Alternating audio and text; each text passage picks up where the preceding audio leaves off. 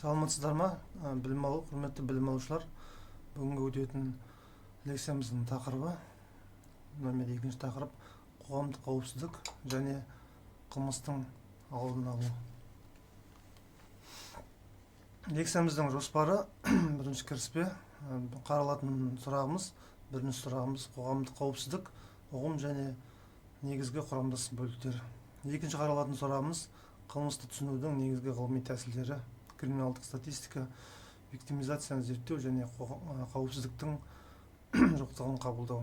Үшінші қаралатын сұрағымыз қылмыстың алдын алудың ғылыми тәсілдері, үздік тәжірибелер, құқық бұзушылықтың алдын алу деңгейі. Қоғамдық қауіпсіздікті қазіргі заманғы түсіну едәуір кең және әртүрлі болып табылады. Өйткені уақыт өте келе қоғамдағы құқықтық тәртіптің жай-күйіне теріс әсер ететін жаңа қатерлі туындайды. Осының барлығы құқық бұзушылықтың алдын алудың және қылмысқа қарсы күрестің жаңа әдістерінің пайда болуына әкеліп соқтырады. Бұл сайып келгенде қоғамдық қауіпсіздіктің мәні мен оның негізгі құрамдас бөліктерін қайта пайымдауға ықпал етеді. Жоғарыда айтылған дәлелдер оқырмандарға сөзсіз мынандай сұрақтар туғызады. Қоғамдық қауіпсіздік дегеніміз не? Полиция қызметкеріне бұл терминді түсіну үшін не қажет?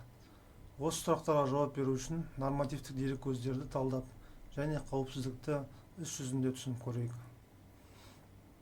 Бірінші сұрағымыз қоғамдық қауіпсіздік, ұғым және негізгі құрамдас бөліктер.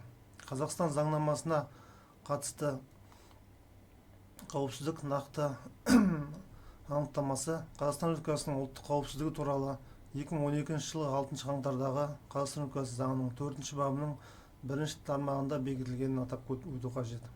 Осы анықтаманың мазмұнына сүйене отырып, қоғамдық қауіпсіздік қорғалу жағдайын білдіреді. Азаматтардың өмірін, денсаулығын және амандығын, Қазақстан қоғамның және әлеуметтік қамсыздандыру жүйесінің рухани адамгершілік құндылықтарын. Бұл ретте бұл игіліктердің қорғалуы нақты және әлеуметті қатерлердің болуы себебінен қамтамасыз етіледі. Ал мұндай қорғалудың түпкі мақсаты қоғамның тұтастығы мен тұрақтылығын қамтамасыз ету болып табылады. Бұдан әрі жалпы қауіпсіздік мынадай құрылымдық элементтерді қамтитынын атап өткім келеді. Олар бірінші жеке адамның қауіпсіздігі, екінші қоғамның қауіпсіздігі және үшінші мемлекеттің қауіпсіздігі. Бұл элементтердің барлығы органикалық өзара байланысты және олардың арасындағы басты байланыстырушы буын жеке адамның қауіпсіздігі болып табылады. Бұл адамның өмірі мен денсаулығын, құқықтары мен бостандықтарын, қадір-қасиеті мен мүлкін қорғаудың қауіпсіздіктің басқа түрлерімен салыстырғанда бірінші дәрежелі маңызды болуымен түсіндіріледі. Ал жеке адамның қауіпсіздігін тиісті қамтамасыз ету қоғамның да мемлекеттің де қауіпсіздігін қамтамасыз етеді. Қазіргі жағдайда жеке адамның қауіпсіздігін негізінен ықтимал құқық бұзушылықтардың қорғалу ретінде қарапайым адамдар мен полицейлер түсінеді. Алайда мұндай тәсіл толығымен дұрыс емес. Өйткені жеке адамның қауіпсіздігінің жай-күйін әсер ететін факторлар тек құқық бұзушылыққа ғана келіп тіркеледі. Бұл жағдайда әңгіме әлеуметтік факторлар туралы болып отыр. Олардың қатарына жататындар халықтың әл-ауқатының деңгейі, азаматтардың жалпы мәдениетінің деңгейі, халықтың тұрмыстық жағдайлары, әдет-ғұрыптары, қоғам адамгершілігі және тағы да басқалар. Осының негізінде жеке қауіпсіздікті қамтамасыз ету субъектілері тек құқық қорғау және басқа да мемлекеттік органдар ғана емес, сонымен қатар қоғамдық құрылымдар, саяси партиялар, ұйымдар мен бірлестіктер, отбасы және азаматтардың өздері болып табылады. Қоғамдық қауіпсіздік тұжырымдамасына көшсек, оның келесі құрамдас бөліктерден құралатынын атап өткен жөн. Қылмыс деңгейінің төмендеуі, халықтың қылмыстан қорқуын төмендету, айналаны абаттандырылған кеңістікпен қамтамасыз ету. Қауіпсіздік саласындағы қоғамдық сұранысты қанағаттандыру. Күнделікті тұрмыстық деңгейде қауіпсіздікке келетін болсақ, ол келесі көрсеткіштермен анықталады. Азаматтар өз отбасында қорықпай өмір сүреді. Келесі қараңғыда далаға шығудан қорықпайды. Балалары аулада жүргенде немесе мектепке барғанда қорықпайды. Азаматтар көршілерімен достасады. Олар өздерінің участке полиция қызметкеріне сенеді. Олардың яғни азаматтарымыздың абаттандырылған аумағы, абаттандырылған ауласы және кіреберісі таза. Мұндай көрсеткіштердің болуы немесе болмауы азаматтардың күнделікті деңгейде аудандық қалалық шегінде және тағы да басқа қауіпсіздік жағдайын көрсетеді. Ал дәл осы құрамдас бөліктер жеке адамның және жалпы қоғамның негізгі қауіпсіздігі болып табылады. Қоғамдық қауіпсіздіктің мәні туралы айтқанда, өмір қауіпсіздігін сақтауға бағытталған шаралар кешені болып табылатын кешенді қауіпсіздік сияқты құрамдас бөлікті де ұмытпау керек. Басқаша айтқанда, мұндай қауіпсіздік жеке және қоғамның қауіпсіздігіне теріс әсер ететін әртүрлі қауіп факторларының алдын алудың кешенді тәсілі болып табылады. Кешенді қауіпсіздікті қамтамасыз етудің мысалы ретінде қызметтің келесі бағыттарын келтіруге болады. Олар яғни терроризмге қарсы қауіпсіздікті қамтамасыз ету, азаматтық қорғаныс қамтамасыз ету, еңбекті қорғау, салауатты өмір салтын қамтамасыз ету, электрлік қауіпсіздігін қамтамасыз ету, қылмыстың алдын алу, жол жарақатының алдын алу, өрт қауіпсіздігін қамтамасыз ету, нашақорлықтың алдын алу және тағы да басқа бағыттар болып табылады. Жоғарыда келтірілген тізімнен көрініп тұрғандай, көптеген салалар өзінің ерекшелігі бойынша полиция қызметіне қатысы жоқ. Өйткені олар әлеуметтік, экономикалық, медициналық және денсаулық сақтаудың құрамдас бөлігімен сипатталады. Сонымен қатар, осы бағыттардың барлығын сәтті жүзеге асыру қылмыстың төмендеуіне айтарлықтай әсер етеді. Өйткені бұл құқық бұзушылық жасауға ықпал ететін себептер мен жағдайларды жоюдан басқа ештеңе емес. Сондықтан мемлекеттік органдар мен үкіметтік емес ұйымдардың бұл бағыттағы бірлескен жұмысы қоғамдың қауіпсіздігін барынша арттырып, халықтың өмір сүру сапасын арттыруға мүмкіндік береді. Сонымен қатар, кешенді қауіпсіздікті қамтамасыз ету мынандай шараларды тұрақты түрде жүзеге асыруды көздейді. Мүмкін болатын қауіпсіздік қатерлерін болжау, ықтимал қауіптердің алдын алуға бағытталған алдын алу шараларын әзірлеу және қолдану, пайда болған нақты қауіпсіздік қатерлерін анықтау, талдау және бағалау, шешімдер қабылдау және туындайтын қауіптерге әрекет ету, қауіпсіздік жүйесін үздіксіз жетілдіру. Айта кету керек, жан-жақты қауіпсіздікті қамтамасыз ету жөніндегі іс-шаралар полицияның бастамасынсыз мүмкін емес. Өйткені көбінесе полиция қызметкерлерін азаматтар белгілі бір аумақтағы барлық қауіпсіздікті шешуге қабілетті билік органдарының жалғыз қолжетімді өкілі ретінде қабылдайды.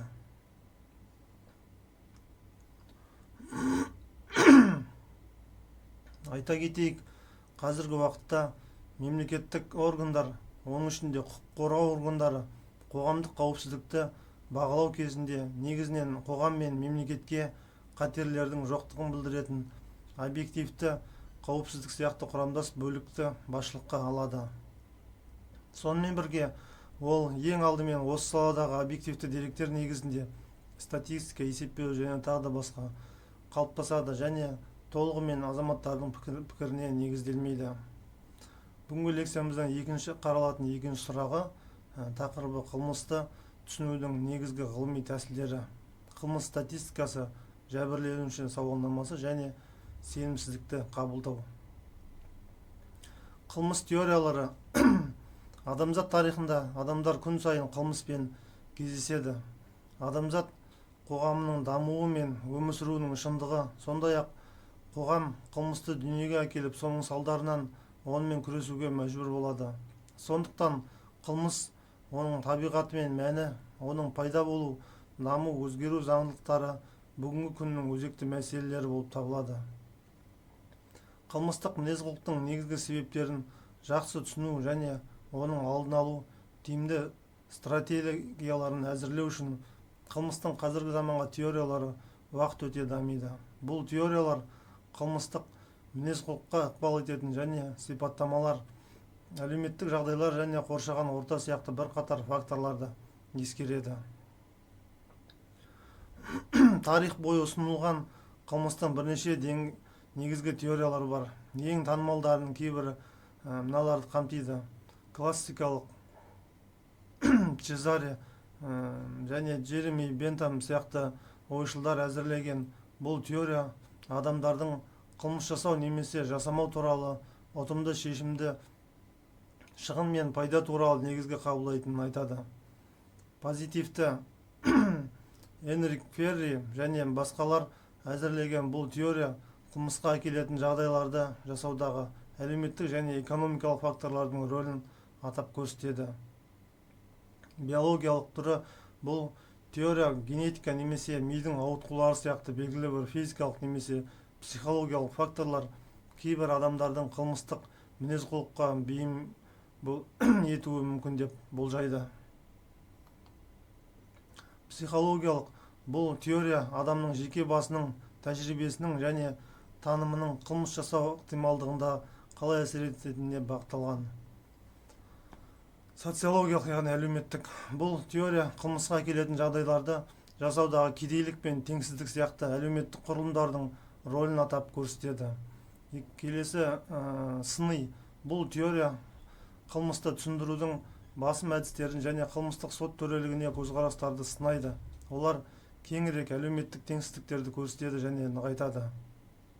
Қылмыстың даму криминологиясы бұл теория және адамның өміріндегі қылмыстық мінез-құлықтың дамуына бағытталған. Сонымен қатар қылмыстық мінез-құлықтың дамуына әсер ететін әлеуметтік және биологиялық факторлардың өзара әрекеттесуін зерттейді. Қылмыстың ұғымына келетін болсақ, қылмысты келесідей анықтауға болады. Бұл тарихи өзгермелі, жаппай әлеуметтік және құқықтық құбылыс.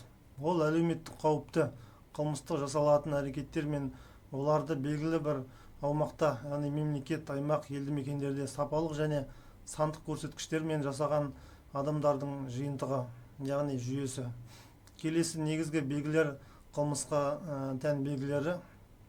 Олар тарихи өзгергіштік, қылмыстың жағдайы, әртүрлі әлеуметтік экономикалық формацияларда бірдей емес.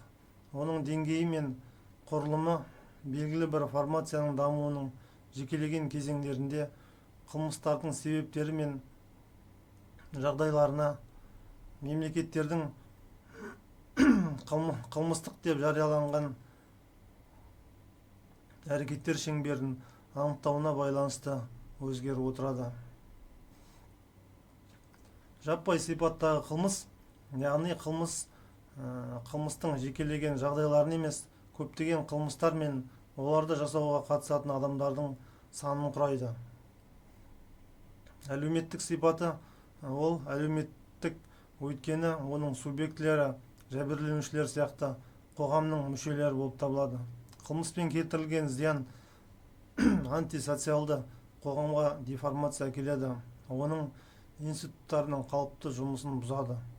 Қылмыс әлеуметтік сипаттағы себептер мен жағдайлардан туындайды. Құқықтық сипаты қылмыс бұл қылмыстық құқық құбылыс. Қылмыстардың түсінігі мен түрлері қылмыстық заңнамада айқындалған. Атап айтқанда, Қазақстан Республикасы қылмыстық кодексінің 10 бабының 1 бөлігінде қылмыстық құқық бұзушылықтардың қоғамдық қауіпсіздік және жазалану дәрежесіне қарай қылмыстар мен қылмыстық теріс қылықтарға бөлінетіні нақты айқындалған. Әлеуметтік қауіп бұл қылмыс әлеуметтік дамуды және экономикалық өзгерістерді тежейді. Әлеуметтік құрылымдардың ұйымдастырылуына әкеледі. Қоғамдық тыныштықты бұзады.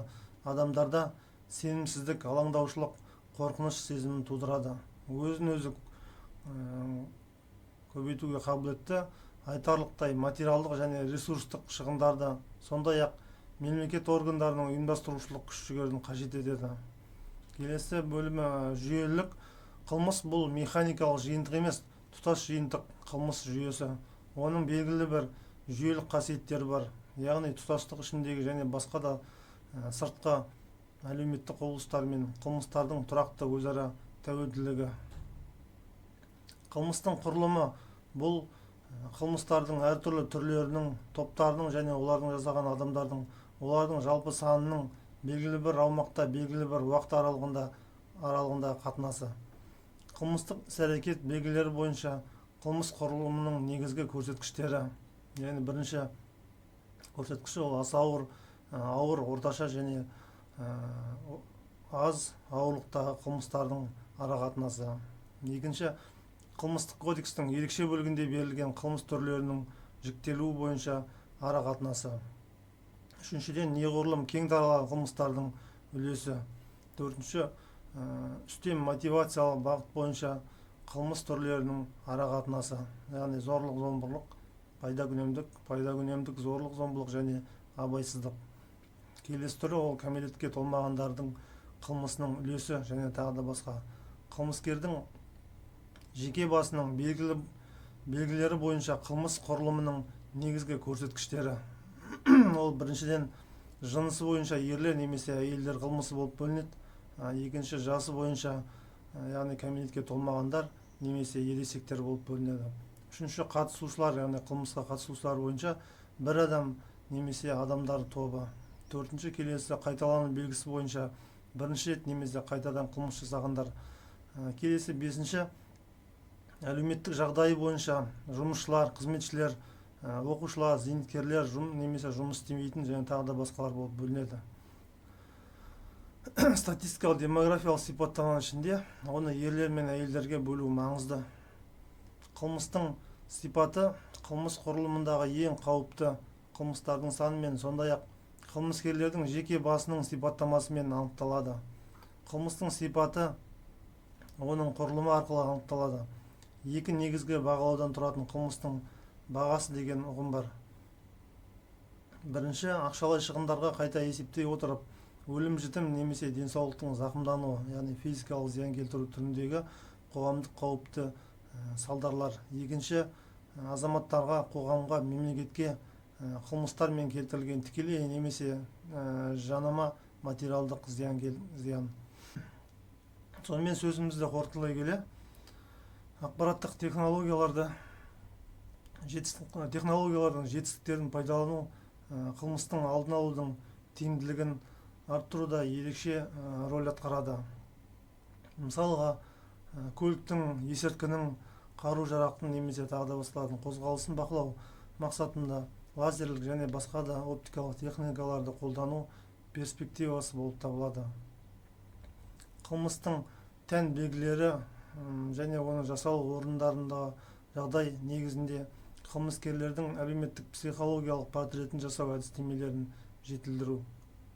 Келесі, қылмыстардың алдын алудың ақпараттық қамтамасыз ету деңгейін арттыру және олардың жолын кесу. Қылмыстың алдын алудың ғылыми негізделген стратегияларының бірнеше мысалдар ғана. Қылмыстың алдын алу стратегиясының тиімділігі нақты контекстте және іске асыруға байланысты өзгеруі мүмкін екенін ескеру маңызды. Алайда ғылыми негізделген тәсілді қолданған кезде қажетті нәтижелерге қол жеткізу ықтималдылығы жоғары болып табылады.